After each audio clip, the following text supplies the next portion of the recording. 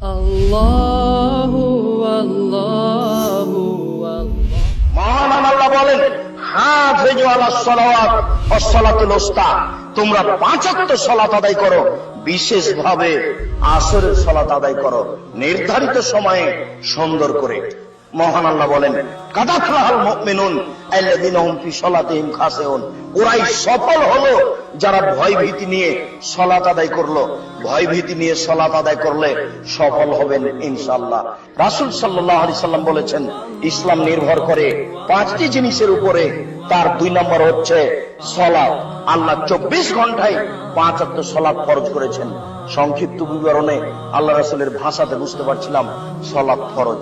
সম্মানিত উপস্থিতি, সালাত আদায় করতেই হবে যে কোনো মূল্যে।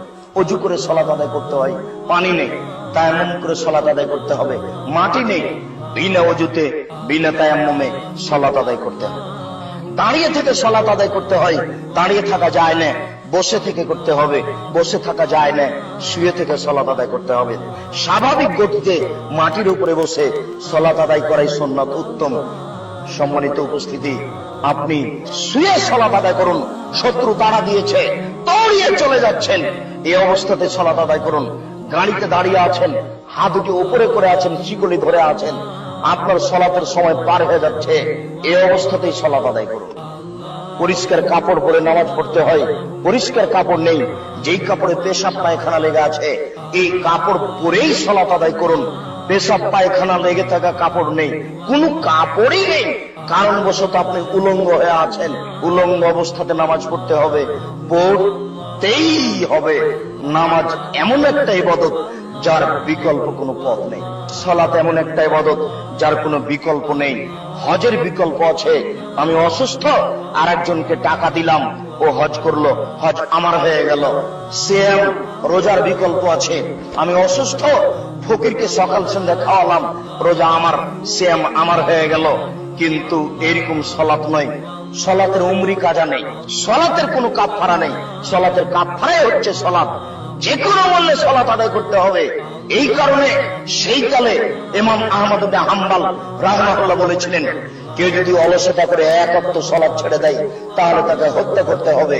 এই কারণে সেই কালে ইমাম আবু হানিফা রাহিমাহুল্লাহ বলেছেন, কেউ যদি অলসতা করে 1 ওয়াক্ত সালাত ছেড়ে দেয় তাহলে তাকে জেলখানায় বন্দী করে পিটিয়ে সালাত আদায় করাতে হবে। বর্তমানে আরবি বিদ্বানগণ বলছেন, স্বামী নামাজ পড়ে, স্ত্রী পড়ে না, স্ত্রী সালাত আদায় করে, স্বামী সালাত আদায় করে না, তাহলে বিভাগ কেটে গেছে। আমরা বলছি সালাত ত্যাগ করা মহাপাপ, সালাত ত্যাগ করা মহাপাপ। সালাত আপনাকে যে কোনো মূল্যে আদায় করতে হবে। সম্মানিত দিনী ভাই, আমরা সংক্ষিপ্ত বিবরণে বুঝছিলাম সালাত আদায় করতেই হবে। এরপরে বলি, যারা সালাত আদায় করে না তারা কেমন? আমাদের নবী মুহাম্মদ সাল্লাল্লাহু আলাইহি সাল্লাম বলেন, মান তারাকা সালাত মুদাম্মাদান ফাকাত কাফারা, কেউ যদি ইচ্ছাকৃত সালাত ছেড়ে দেয় তাহলে সে কাফের হয়ে গেল। আমাদের নবী মুহাম্মদ সাল্লাল্লাহু আলাইহি ওয়াসাল্লাম বলেন, বাইনাল আবদি ওয়া বাইনাল কুফরি তারকুস সালাত, মুসলমান এবং কাফেরের মধ্যে পার্থক্য হচ্ছে সালাত ছেড়ে দেওয়া। যারা সালাত আদায় করে তারা মুসলমান, যারা সালাত আদায় করে না তারা কাফের। আমাদের নবী মুহাম্মদ সাল্লাল্লাহু আলাইহি সাল্লাম বলেন, উমিরতু আন উকাতিলান নাস হাত্তা ইয়াকুলু লা ইলাহা ইল্লাল্লাহ ওয়া ইউকিমুস সালাহ, আমাকে আদেশ করা হয়েছে যে আমি মানুষকে পিটিয়ে সালাত আদায় করাবো, যে কোনো মূল্যে, মারবো না হয় মরবো। যদি তারা লা ইলাহা ইল্লাল্লাহ বলে, সালাত আদায় করে, আশা মুমিন দিমাহুম ওয়া মালাহুম, তাহলে তাদের টাকা, সম্পদ, রক্ত নিজেকে নিরাপদে করে নিল। সালাত আদায় না করলেও কাফের হয়ে যায়। সংক্ষিপ্ত বিবরণে বুঝলাম, সালাত আদায় না করলে মানুষ কাফের হয়ে যায়।